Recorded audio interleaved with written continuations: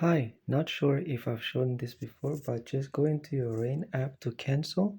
So go into your profile, and once in your profile, click on the Rain that you want to cancel. And in the bottom right tab, tap Manage. While you're in Manage, you can see that the last option is Cancel RainOne.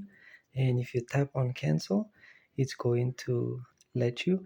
So if you want to correct it, of course, you can tell them to call you.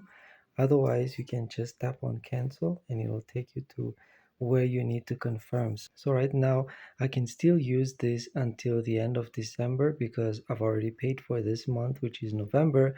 So depending on when you cancel, it's not gonna cancel right away. But that's pretty much it. Once you tap yes, it's going to confirm the process of cancellation. And that's how you cancel with RainOne. Hope this helped.